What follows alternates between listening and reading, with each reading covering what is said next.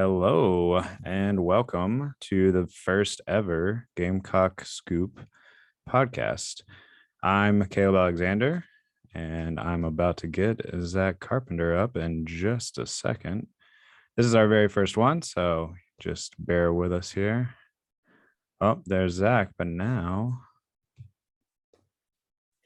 make sure that we're both on the screen. There we go. All right. So it's been a pretty big week for Gamecock Athletics, and it felt like a good time to go ahead and get this podcast started. So Zack is our recruiting editor at Gamecock Scoop. By the way, Gamecock Scoop is the Rivals affiliate for the South Carolina Gamecocks. You have the link right there at the bottom, www.gamecockscoop.com. Also, if you're watching this on YouTube or wherever, make sure you subscribe and hit the bell and all that stuff that people say that's really annoying. And also, this is available on every podcast app that you need. So, listen wherever you want and subscribe wherever you want. All right, Zack. So, Zahbari Sandy. And I know as we talk through this, I'm going to say Zahbari Shandy several times because that's what's been happening when I've said it out loud. There's like 5 or 6 names here that I already know I'm going to butcher their pronunciations. And that's like one of my pet peeves is when recruiting writers can't get the names pronounced correctly. And I'm going to be mispronouncing them all over the place today. So. Yeah, and it's really not even because I don't know how to say it. It just, for some reason, it sounds like it should be Shandy. Maybe I've got the summer drink on my mind. I don't know. Anyways, Zahbari Sandy, safety out of Washington, D.C., committed on Mother's Day on Sunday. And I was wondering if you had any insight on sort of that process and what he's bringing to the table for the Gamecocks. Yeah, I mean, he announced on Mother's Day, gave his mom an additional celebration, and then Torian Gray and Shane Beamer were certainly celebrating hardcore because Zahbari Sandy was one of their priority targets in the class in the 2023 cycle. They heavily prioritized him starting in November with an offer, and they got him on campus as soon as they could for the Clemson game. And even though that was a shutout loss, I think it was 30-0. But Zahbari Sandy could still sort of see like the inner workings of the program and how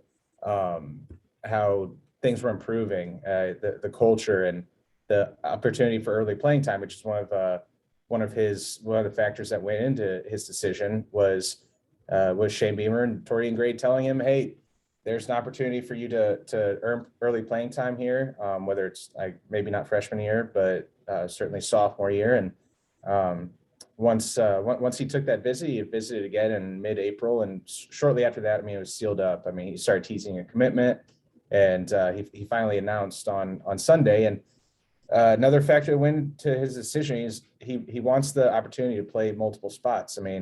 He's a guy over at St. John's College in Washington, D.C., who he has experience playing safety, outside corner, and nickel corner, slot corner. And he's going to have the opportunity to play all three and kind of see where he develops at. He's a 6'1", about 200 pounds, long, rangy, athletic. I think I kind of see him more as a safety potential slot corner, but again, he has the opportunity to play all three. So it's even though he's ranked as a 3-star and ranked number 29th at safety in his class, he was still a big pickup for South Carolina to get some momentum rolling in this class. Yeah, and I definitely think that Torian Gray is one of those guys that can kind of find that diamond in the rough or whatever. And when he offers a guy, people tend to notice. And like you said, they got in pretty early on Sandy. It won't surprise me if he bumps up before it's all said and done. But like you said, he's a high 3-star right now. And we actually have the video of his junior tape playing right now. And one of the things you mentioned, he's super long and super athletic. Another thing that they really liked about him was that he has the potential to play any of the 3 DP positions, so corner, safety, or nickel. I would probably project him more safety or nickel, but I mean, they see him having some potential in all three positions. So definitely a position of need with several of the experienced people kind of moving out. And you got a a young talented class coming in this year, but gonna need to always fill in that DB room. Yeah, and on top of it, not just what he brings to the table on the field, but sort of how it's a more of a bigger picture storyline here is he comes from Washington, D.C., the DMV area, D.C., Maryland, Virginia, and that's an area that the Gamecocks have been trying to more heavily prioritize now under the new regime with Beamer and his staff. And Zahbari Sandy was the first, according to my research, he was the first Washington D.C. If he signs with South Carolina, will be the first high school player from Washington D.C. to sign with South Carolina. So in the history of the modern recruiting era, which dates back more than 20 years to 1999, so it's just one commitment, but it could potentially sort of crack the door open because you have guys out there like the Maryland Big Three, I guess you could call them. Offensive tackle Tosin Babalade from Gamecock Catholic, and defensive end. Here comes some of those fun names, right? Yeah, yeah, defensive end Desmond Umio Zulu from Charles Herbert Flowers, and athlete Neo Avery out of Good Counsel in Maryland. So those are three more primary targets who I think Gamecocks are certainly have a good handle on, and are going to continue to prioritize it throughout this process. I think Tosin, when I talked to him a few weeks ago, he said he was planning on getting to campus for an official visit in June. He hadn't had that date locked in yet, but I haven't been able to check back in with him yet. But I know he was on campus for the spring game and absolutely loved what he saw. So getting him back on campus in June would be huge, and we'll see if they can kind of spark some momentum here in the next few weeks. And I think you and I are in agreement that it took a long time maybe to finally get that first commitment in the class, but I think we're both on the same page that it's starting to roll here a little bit. Yeah, definitely. I actually just saw something posted today from the national guys at Rivals, which are all very great. But they were talking about the SEC recruiting so far, and one of the subheadings was that South Carolina is one of the teams that has some work to do. And I would say from a national perspective, that probably looks like the case because, like you said, we just got the first commitment on Sunday, but we already know there are two other silent, welcome homes or whatever from Beamer out there. And like you said, a lot of momentum. We feel like a lot are coming, and that actually leads nicely into the next thing that I wanted to talk about. Who's next? There's already several people that have put in official visits for June. That June 24th weekend in particular is looking like it's going to be a big one. Yeah, and I believe one of the more widely speculated potential silent commitments is another safety in Jaden Robinson. Another he's either 3 or 4 star. He's a 4-star safety, and I know right after Zahbari Sandy had committed and announced it on Twitter, Jaden was right there, say it sort of hyping it up, and I think he's on the bill for June 24th official visit. I think Trevon Bow, the offensive tackle recruit, he's also in for June 24th. I think Marquis Anderson. So I think teams are starting to do this. I know because I cover Ohio State too for our rival site, and June 24th, 26th is the final weekend to get official visits in until the last week of July. So teams are really sort of pressing that. I mean, to make that last visit weekend of this coming June visit cycle, try and make that the biggest weekend, sort of end with a bang. It's pretty crucial for teams to get the last visit. Not all the time. I mean, you'd rather have the best visit than the last visit, but if the best visit is also the last visit, then it's going to be even bigger boon for for potential momentum as kids go into decision mode in July. Yeah, definitely. And another name that just got added actually to that weekend was Treyon Webb, and his dad actually seemed pretty excited about Sandy and his commitment on Sunday.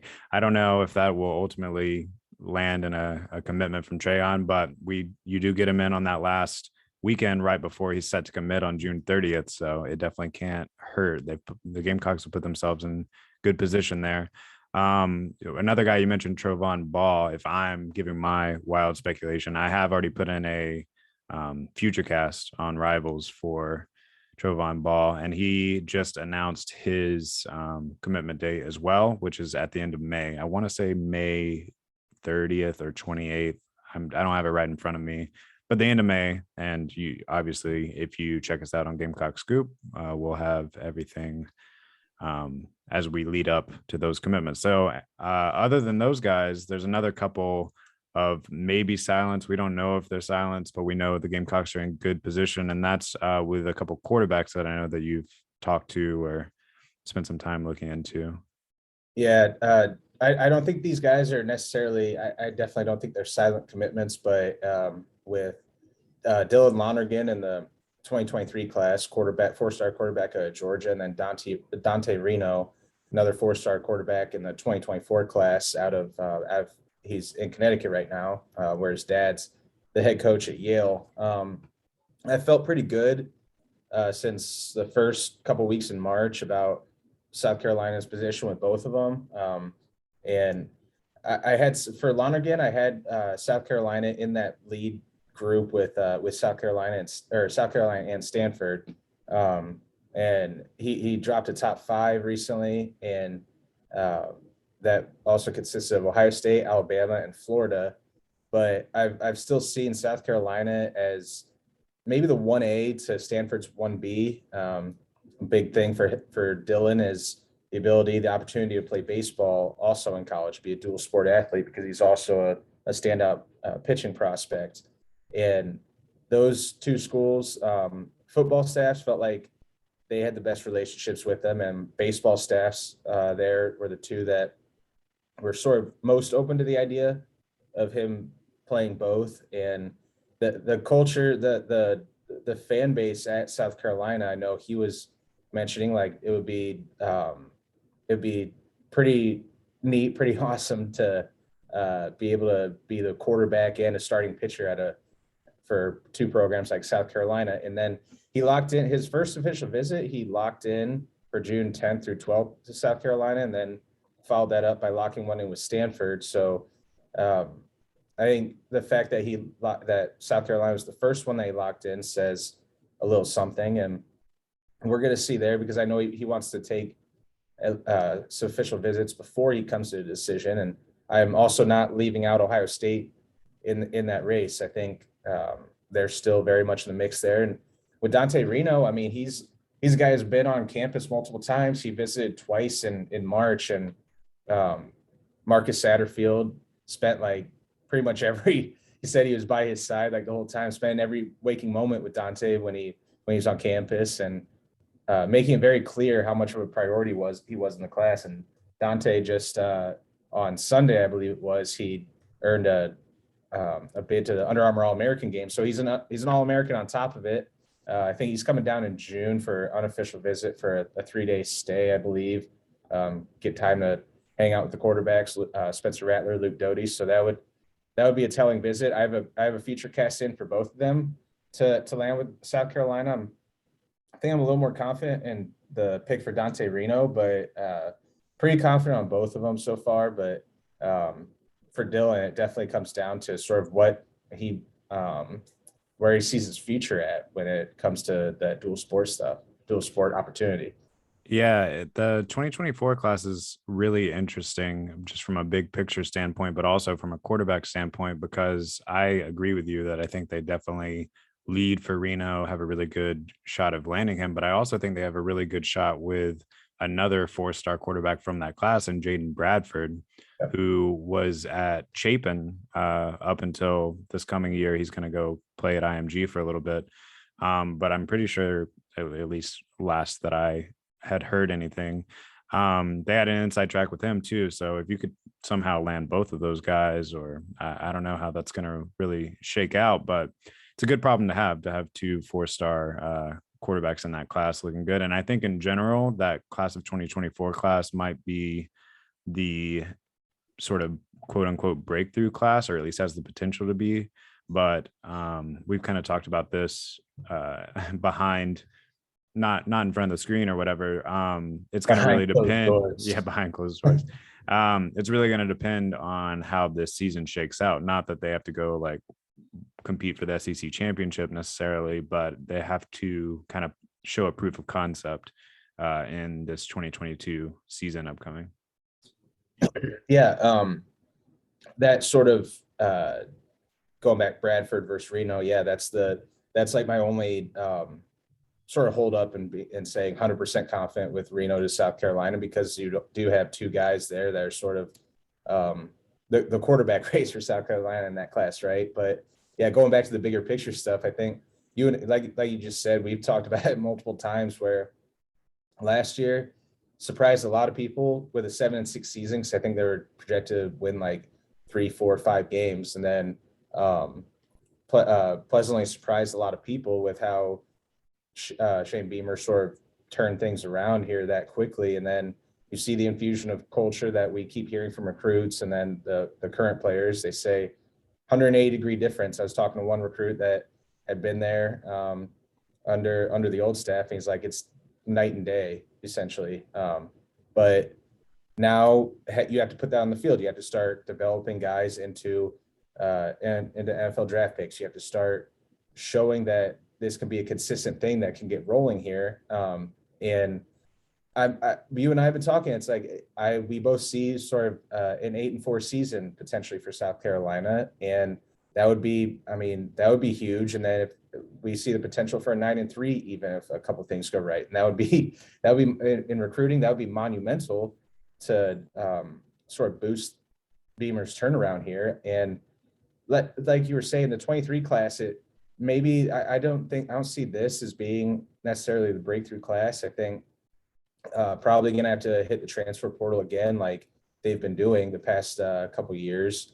But if you start showing those things that I was just mentioning, and that proof of concept that you're talking about, that 2024 class really could, if things go right this year, that could be where we're talking about a few years from now. Like, okay, that was sort of the breaking point for this rebuild. Yeah, I mean, not to focus on the obvious or whatever, but I think Spencer Rattler and his season is going to have a big effect on future recruiting classes and also future transfer classes. Because if you have a guy that transferred in with such hype and he lives up to that hype, goes and gets drafted in the first round next year or whatever, and then other transfers can reach out to him and say, genuinely, whatever South Carolina is selling in this transfer portal, because they obviously, were successful in selling that this year, is whatever they're selling true. And I think if, Rattler comes in and lives up to his potential and succeeds here, and again, that doesn't necessarily mean he brings South Carolina national championship as much as everyone might want that, but succeeds in a real way, then I think that proves that South Carolina can continue to be a transfer destination.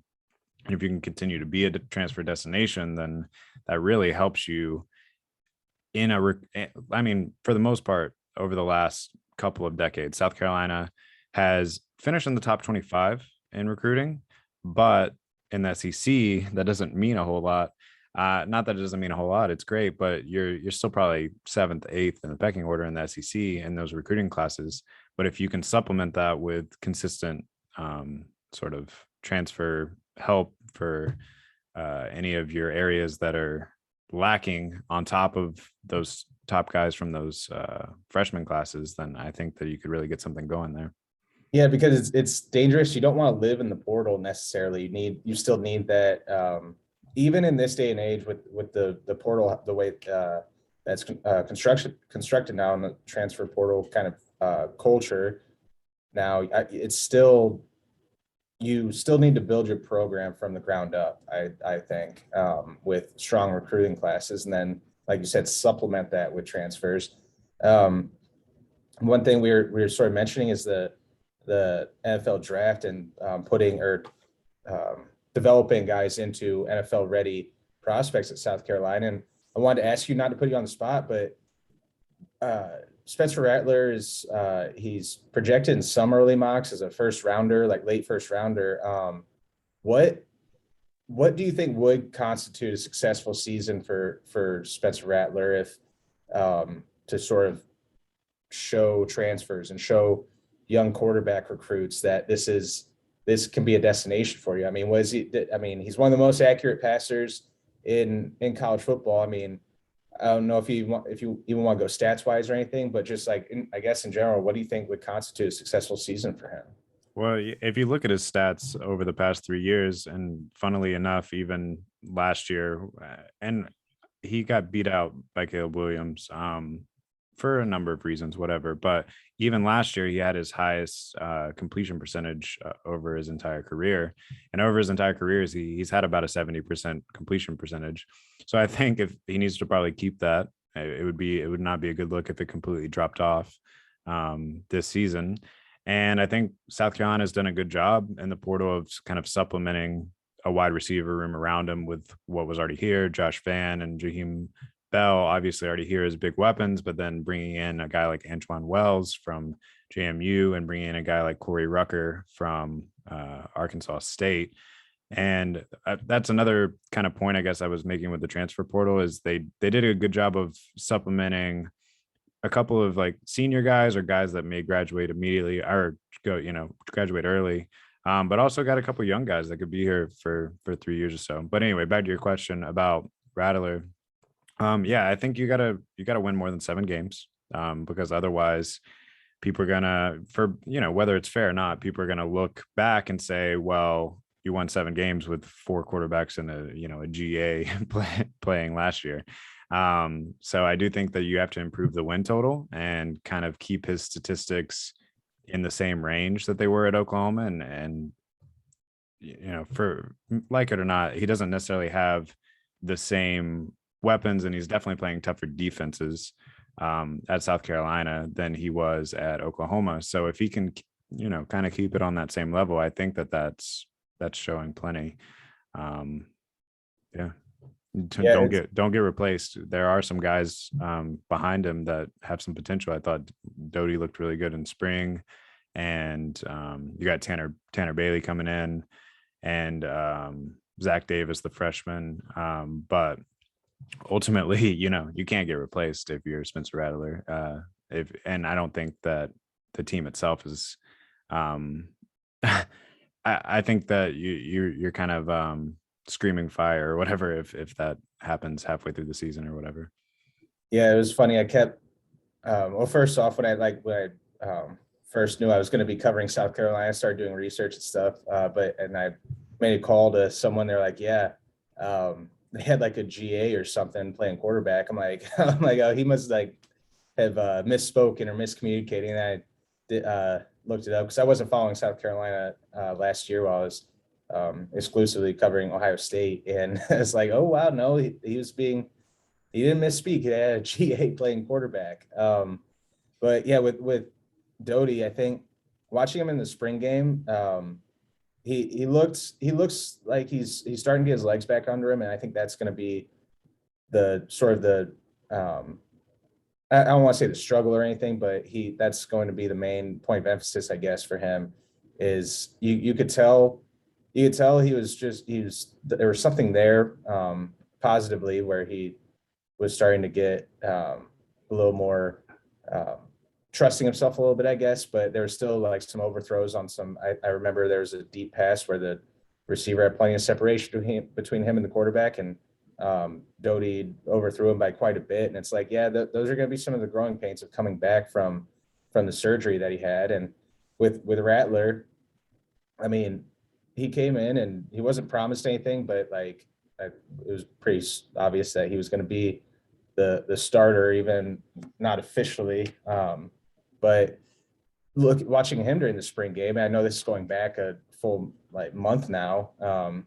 But I was charting him, and I think he went 8 for 10 for like however many yards, like 79 or 80 yards, whatever it was. And the 2 passes he threw were still probably should have been caught, but he looked very comfortable in Satterfield's pro style system with whether he's going under center, which is not something he did at Oklahoma. So to see that, I think that his best play of that game was under center, play action fake, and he did his drops, looked comfortable and smooth, and they dropped it over the cornerbacks right into the breadbasket, like over the cornerback, and it was like a 30-some yard gain, 35-yard gain. And I think I agree with you, like he has that reputation of being one of the most accurate passers, and I don't really foresee that going away. So I think it's going to be getting the ball in the playmakers' hands. Austin Stogner, when he comes in, I think that's going to be another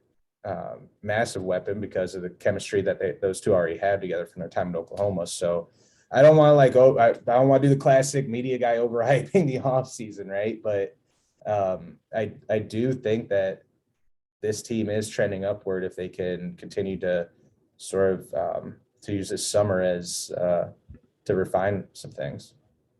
There's no doubt that the offense has upgraded at almost every position. You could argue maybe not running back, since 2 of them are signed with NFL teams now. One of them got drafted.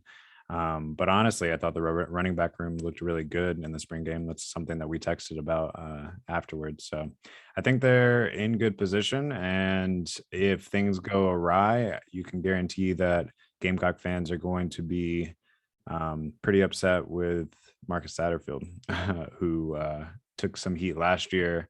But I think a lot of people, including Rattler, said that they were into his pro style system, like you mentioned. And now it's just, you gotta, there's no excuses anymore. I mean, there were obviously some built-in excuses last year with the quarterback situation, but there's no excuses this year for it not to work out. And if it doesn't, it's gonna get ugly quick. Ain't nothing to it but to do it, right? That's right. I wanted to get this out there for in the non-written form and public consumption, because we talked about you were talking about the running backs there, and it feels like a complete running back room with 3 guys that sort of all bring something to the table, with Marshawn Lloyd, Christian Beal-Smith, and McDowell, Juju McDowell. Yeah, he's an exciting electric player, man. But I want to get out there that I think I wrote this after the spring game and sort of the incident analysis, and I feel as strongly about as I did then. I think he's a guy who he tore his ACL, and then last season it was sort of like I keep reiterating with Luke Doty, it was more about like getting trust back in himself and his body. And I think Marshawn Lloyd he's my number 1 breakout candidate, at least on the offense, my number 1 breakout candidate, because I think just watching him, I mean, he's a bull. He's like 5'9", what is he, 210?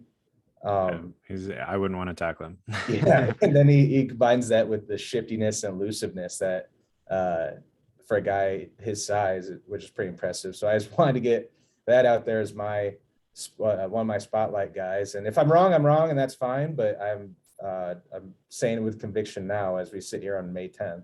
Yeah, it's tough. I remember, I mean, you had Mike Bobo, who knows running backs, and that whole staff before the 2020 season just singing his praises in fall camp before he suffered that ACL injury. So let's hope that last year was just, it takes some time to come back, and then it takes even more time to mentally come back from something like that. But if the spring game's any indication, he's feeling like himself again. So I'm excited to see how that goes. All right, let's move on to some stuff that's a little bit less fun to talk about, only because both of the programs are, not at their high point, not at their peak right now. So I just posted an article today on GamecockScoop.com. You can check that out. It's a premium article, but on the men's basketball recruiting portal, transfer portal, basically. And things have kind of settled down on that front, but there are a few names to kind of look for Carolina fans. I am not going to put them all out there. But the biggest name that everyone continues to ask about and continues to think about is Malachi Smith, who is the point guard for Lamont Paris at UT Chattanooga. Malachi Smith is kind of involved in the NBA draft process right now. And it is possible that he'll get drafted. But he has said if he doesn't, that he wants to come back and play in college, and he's officially put his name in the transfer portal. So he's got a lot of things going on right now. He's in the transfer portal, but he's also going through the NBA process, and he has until June 1st to kind of retain that college eligibility, figure out if he wants to continue down the NBA or, European, overseas, whatever professional role, or come back and try his hand at college. I will say South Carolina will have, a seat at the table because he has a good relationship with Lamont Paris and everything. But he's the SoCon Player of the Year. He's on the cusp of potentially getting drafted. He probably will next year if he has a good year. There's going to be other people, coming as a suitor. So it's not a guarantee if he comes back that he's going to land with the Gamecocks, but they'll get their shot if he doesn't end up going into the NBA. And yeah, go ahead. Real quick on Malachi Smith. I mean, I'm not a South Carolina fan. I cover South Carolina, but selfishly, I want him to end up at South Carolina because he's an electric player to watch. I was at the Pittsburgh NCAA tournament pod covering Ohio State for the rival site, and Chattanooga was playing Illinois that game, and he had a really terrible shooting game. I mean, that was a defensive slugfest. I think it was wound up being 54-53 final score game, if I remember right. But it was ugly.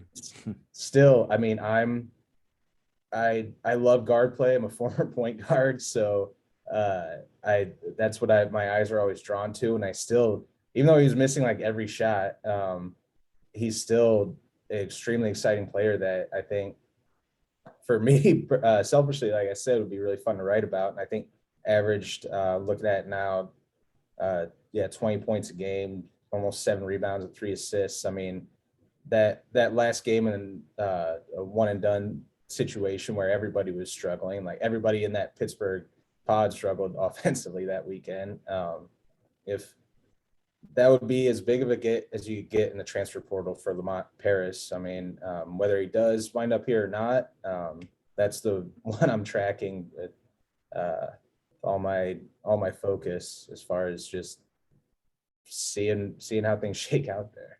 Yeah, definitely. It'd make things a lot more fun to watch. Otherwise, I'm not going to go through every single name. You can check out that article if you want. But I can tell you that it seems like they're focusing their last 3 scholarships on 1 big man, 1 wing, and 1 guard, which obviously if they landed Malachi Smith, that would be great. As far as what's going on right now, there is still some live sports happening. The baseball team is having the most bipolar season I've ever seen. Zach, have you paid any attention to this? It's been pretty insane. Basically, every time they have won a series or strung a couple good games together, I mean, they've knocked off several top 10 teams over a 3-game series. But every time they get any momentum going, it just dive bombs. And that happened this past weekend. So they came off a sweep of Alabama after getting swept by Auburn. So they kind of went 50-50 in the Alabama schools there. But coming off a sweep of Alabama, they have a big opportunity in front of them, and they just can't finish game 2 against Texas A&M. Ultimately, they did win the 3rd game, so one of 3, but they blew a 9-run lead on Saturday and then battled back after blowing that 9-run lead to get a 1-run lead going into the bottom of the 9th, 2 outs, and then 2-run home run walk-off. That's just crushing. And it does say something that the team came back on Sunday and still got a win after such a crushing loss, but that's just kind of been the way that this season's gone. It's been a roller coaster for sure.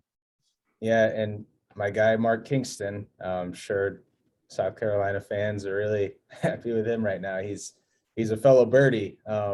He I graduated from Illinois State. He was the Illinois State baseball coach when up in my freshman sophomore year. He was the head baseball coach over there, and he's probably I don't know if he's the best Illinois State baseball coach of all time, but he's the best in the past couple decades. Then he jumped to the South Carolina spot, and I know last year and then into this year, there's been understandable frustrations there.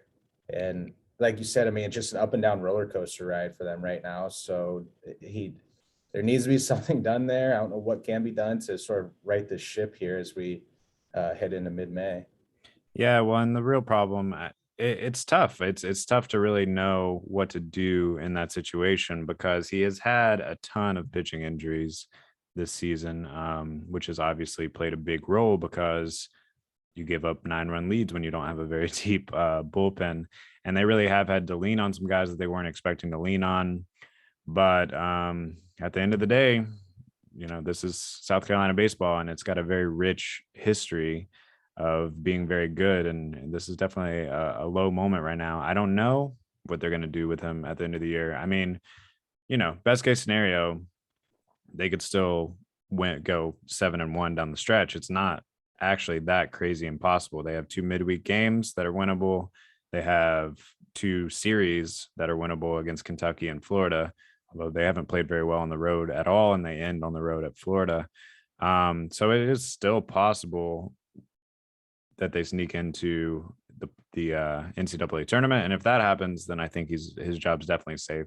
If they don't, I think they're going to have some tough conversations. And I'm not sure which way you go. We just kind of went through this with the basketball thing where there have been some signs. I mean, obviously no high points like Frank Martin's Final Four run, but there have been some signs over the past few seasons that they're headed in the right direction.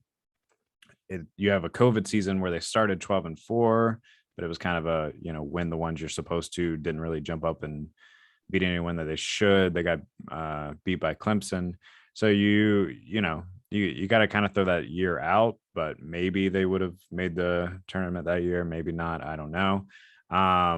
You have a year where they went to the super regional, where one went away against Arkansas.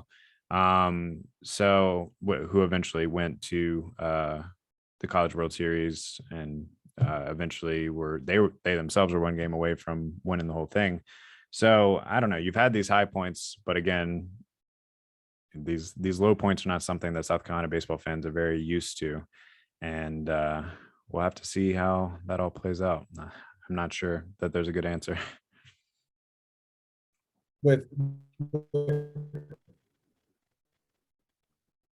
I think there, I mean, even if they sneak in the NCAA tournament, they're one of the. Am I good? Yeah, we slowed down for a second, but go ahead now. I think you're good.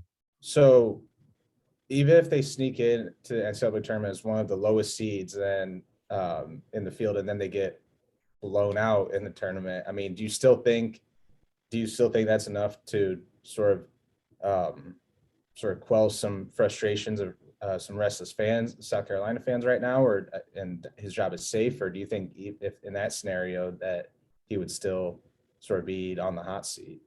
It's tough. I don't know that it would quell the fans, but I think it keeps Spray Tanner from doing anything. And then if I'm speaking to the fans with a devil's advocate sort of thing, if they bring this team that's struggled pitching wise the way that they have all year, and still he's able to piece it together in a tough SEC to get into the tournament.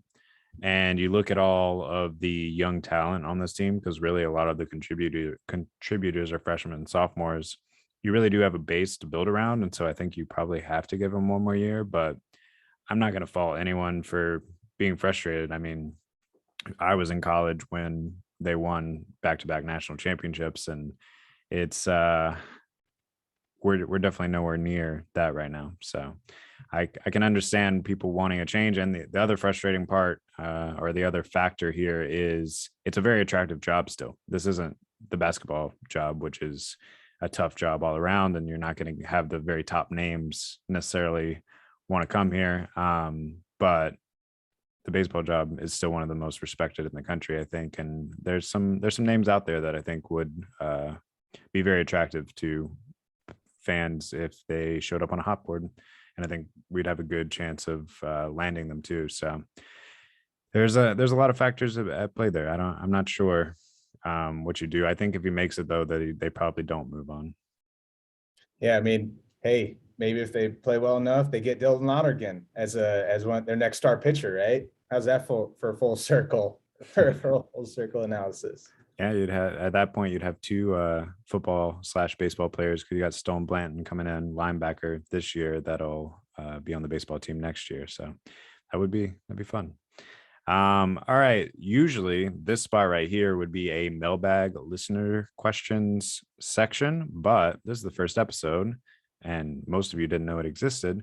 So we don't have any mailbag listener Series questions. premiere, the Yeah, next right. Sopranos or The Wire, starting Uh, right here.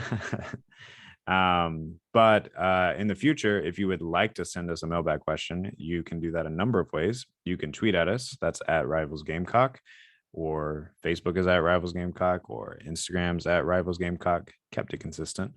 Or you can shoot us an email at rivalsgamecockscoop@gmail.com and send us your questions, and we will answer them or do our best to answer them every week on the Gamecock Scoop podcast. All right, before we get into something a little bit silly, because we like to get a little bit silly, any other sports things that I missed, Zach, that you want to talk about?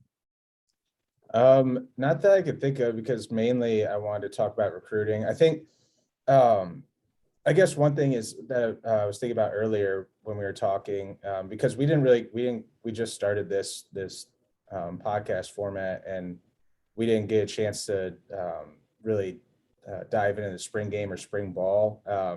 Last thing is, you were took a look a little more closely at the defense coming out of the spring game, coming out of spring ball, and I have my opinion on some guys like Devontae Reed. I think is another breakout candidate. Cam Smith obviously is already pretty much a solidified star. Sort of what are, I guess, your overarching thoughts on the defense? I mean, the defensive line and the linebacker, that front seven last year was a big struggle for them. Run defense, their pass defense was one of the best in the SEC, one of the best in the country, but the run defense was like third to last or fourth to last in like every important metric and every important stat. So what did you notice out of that front seven, if anything, that coming out, whether you think positively or negatively, like, okay, this where that unit stands? So, I mean, I think you have a lot to feel good about. I think that the interior defensive line showed a lot in the spring with guys like Alex Huntley, who is now a sophomore. Yeah, redshirt sophomore. TJ Sanders, redshirt freshman. MJ Webb, who's been around for a while, redshirt senior. You have guys like Rick Sandage. I think that interior defensive line, which struggled so much, has definitely gotten an upgrade, and it's not an upgrade from anyone new coming in necessarily, but it's an upgrade of another year in the system for some of these guys, and some of these guys being the healthiest that they've been in a long time. So I think that the defensive line is actually looking really good. Of course, you have your defensive ends too with Jordan Birch, and you have Zach Pickens on the inside as well.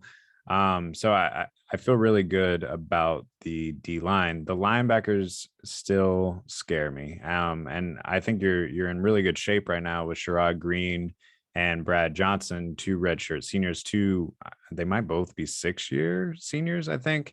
But behind them, you have a whole lot of question marks. I mean, Mo Kaba, junior, good prospect. He's looked pretty good at times throughout his career. And then you have some young guys like Debo Williams, but I think you really need Sherrod Green and Brad Johnson to stay healthy if you want to see some upgrades in that run defense. And on the back end, I think you're fine. I mean, I really like the DB group that you have, especially with the addition of Devontae Reed. You might be a little bit thin at times in that DB group, but those starters are, I mean, I'd put them up against some of the best in the conference. Yeah, with Sherrod Green, he was one of the players I was most interested in tracking the spring game. Then he was on a pitch count, a snap count. Because Clayton White, like the week before leading up to that game, he had broken it down a little more that they're going to use him little more creatively, I guess, like sort of a movable chess piece, I guess. And I'm interested because if he's fully healthy, if he's back fully healthy, he could be one of the leaders of that group that could help turn that run defense around. But if he's not, then yeah, that linebacker core is pretty thin, and you're going to have to rely on guys like Devontae Reed, who like the hard hitting safety, come up in the box type of deal. Which he is that guy. Yeah, exactly. And I'm really excited to see him this season because he's definitely that guy. He's a guy that I think if he plays the way that I expect him to, he should get drafted next year. I mean, at the back end of the drafts or whatever, but he's also one of those guys that could hang around for a long time because he does all those little things well. He would play special teams, everything. So Yeah, I love watching him. South Carolina has a ton of potential NFL draft picks, right? I mean, they got at least 10. I know Clemson fans were really happy when I wrote that there were at least 10 guys who had the potential for seasons to get drafted. The thing is, I don't think that the number's wrong. Maybe some of the names switch out or whatever, but I don't think the number is too crazy. Now, I don't think 10 South Carolina players are going to get drafted, but the point was these are the group of guys that if they can show throughout the season their development that they have that potential. When people should go check out the depth chart. This is a very old team. Like that was one of the biggest recruiting jobs that Beamer may have done was when he first got here. He kept a lot of people from transferring out after the previous staff left, and now all those guys are 5th and 6th year in the program guys, and if they have the season, then they're ready, they're eligible. But yeah, it may not be 10 people, but I did think it was funny when that got posted on the Rivals Clemson board that those guys were just appalled at the idea that anyone could be drafted. We'll see. I think I'd put my money on at least 7. Yeah. They're like, they're calling me a clown for writing all that. I'm like, oh, I love it. I love it. It's college football, man. It's they're gonna crap on their number one rivals. So I was loving it. Yeah, I think they have the potential for a couple first rounders. I mean, depending again, like we said, Rattler, how he develops. Cam Smith is a first round projected in like early mocks. So, I mean, he's already established himself as a star potential All-American candidate. So that could be, he would be the 5th or 6th, I think 6th first rounder or first round cornerback. But yeah, there's you have 2 former 5-stars on the defensive line. Like there's the talent there. We'll just have to see how it goes. And yeah, when I say 7, by the way, I don't mean that all 7 of those are going to be, top 3 rounds or anything, but there's 7 rounds. So I think that surprised us. Kingsley Enagbare, am I pronouncing that right? Enagbare. Yeah, I think he was projected to go as high as the late 2nd, and then probably 3rd or 4th, and then he waited around and went in the 5th round. So, and then the 2 running backs got Kevin Harris went in the 6th round, I think. Then Nick Muse, tight end, went 7th round. So they were able to sort of build momentum to have another recruiting selling point that, hey, we got three NFL draft picks, but I still thought that Kingsley was going to go a little higher in like at least the 4th round. I mean, you weren't the only one that thought that. Pretty much everyone was projecting him at least 3rd or 4th round. But I think the one thing that we might have missed was how deep this defensive line class was in general. And he doesn't have prototypical size, but I actually think he landed in a good spot at Green Bay. So I think he could definitely stick there and have a role for years to come. As long as he's got that high motor and he's very athletic, he just isn't as long as some of the other guys that went before him. Yeah, I think that was the knock on him, was what position does he play? And it's funny that like when a guy is like an Isaiah Simmons, to use a lofty example, like we don't know what position he plays, but that's a good thing because we can move him around and like positionless defense in the NFL. And then you have other cases like Kingsley, like, well, we don't know where he's going to play. Like, so I feel like it could be a good or bad thing, but I feel like that versatility is something that teams would like a little more. Well, we talked a little bit about this before, but my closest South Carolina example is someone like Melvin Ingram. Now, I think Ingram is probably a little bit more talented than Enigbare, but similar idea where it's someone that's not prototypical size, but they have a lot of intangibles and they have pretty crazy athleticism, and that can go a long way. Yep. All right. So at the end of each podcast, we're gonna do like a little fun segment. It's gonna change what it is depending on whatever our mood is. Sometimes it might be sports related, sometimes not. Today, Zach and I are drafting our favorite cereals. And after this, we're going to post a poll on the message board at gamecockscoop.com and also probably post one on Twitter to see which of us had the better favorite cereal draft.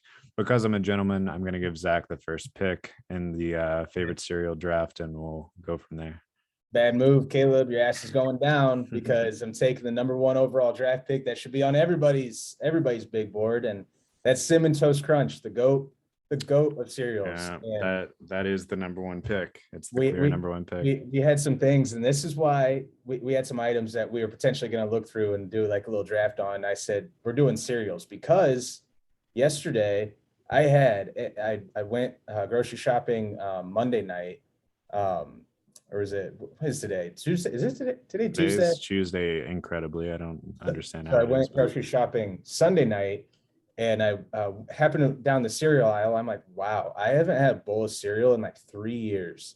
Like it has to be three or more years. It was like kind of shocking that I hadn't like wow. So I picked up thing at Cinnamon Toast Crunch, and it's already done. I got the large size box. I had like 6 bowls of cereal in the last 2 days. So when you suggested that, I knew which category we were going to go with. So. I mean, that was number 1 on my list too.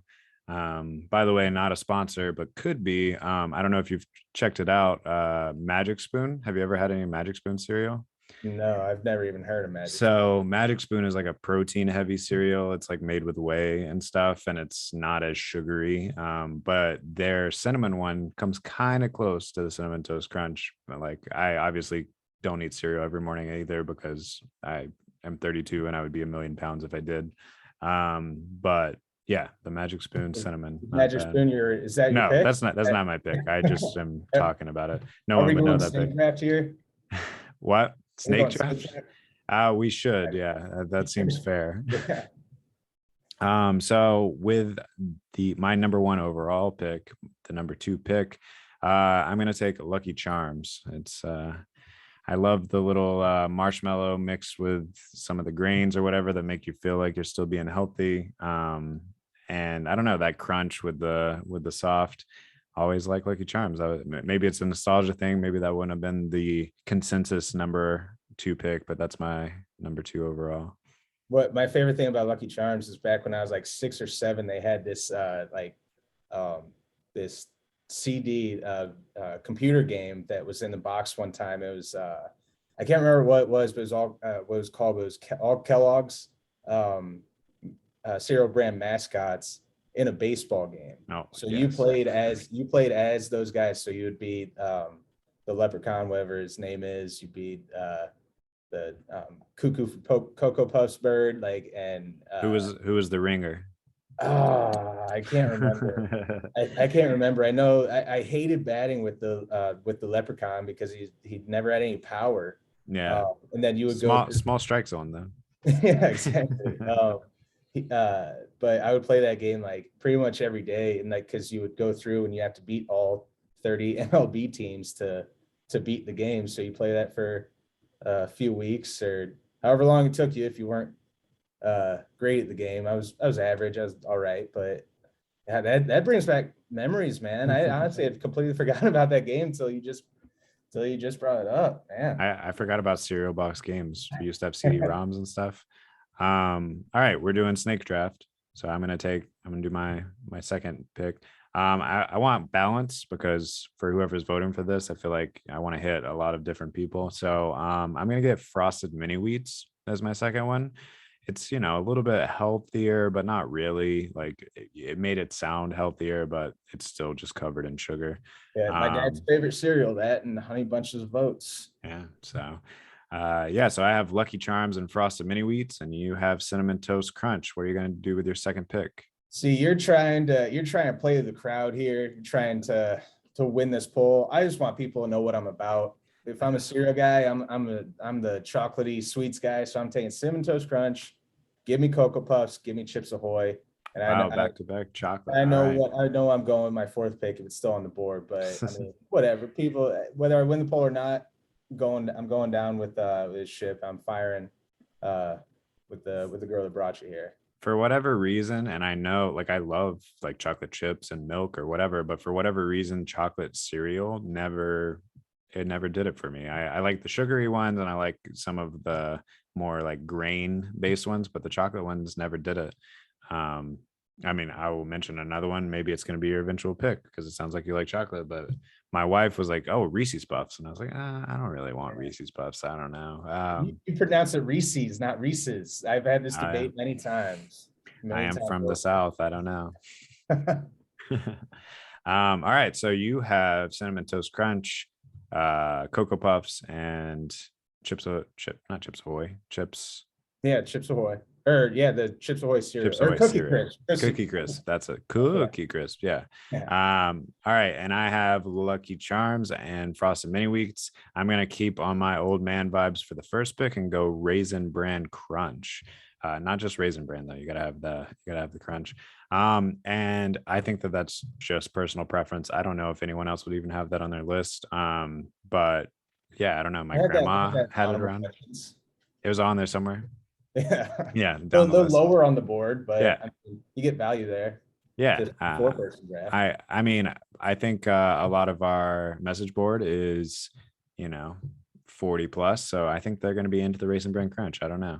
I'm into the Raisin Bran Crunch. If those are the demographics, I'm probably not winning mine, but that's probably gonna be like an 80 to 20% vote. But whatever. Hey, I could be totally off on the demographics. I have no idea. All right, and then with my last pick. All right, I got to go back to my childhood and I'm going to go Trix cereal with my last pick. So get a little fruity in there. So we got Lucky Charms, Trix, Raisin Bran Crunch, and Frosted Mini Wheats. I did it out of order, but those are my four. So I can't go all chocolate. I knew I was hoping this was going to be on the board for my last pick. Honey Nut Cheerios. Give them there you go. Hey, I mean, tried and true. Part of a heart healthy diet. I mean, lowers cholesterol and tastes great. Where do they get off? I should have gone Life cereal. Yeah, I did almost go Fruit Loops, which is basically just a fruity version of Cheerios. But yeah, if you like Cheerios, I actually do think you would like the Magic Spoon because they're all that little shape, but they have different flavors, and I think they do have a normal, whatever Cheerio flavor, Honey Nut. All right. So on Tuesday morning, I did not know I was going to be having a Cheerio conversation, but I'm here for it. I'm loving it. I mean, come on.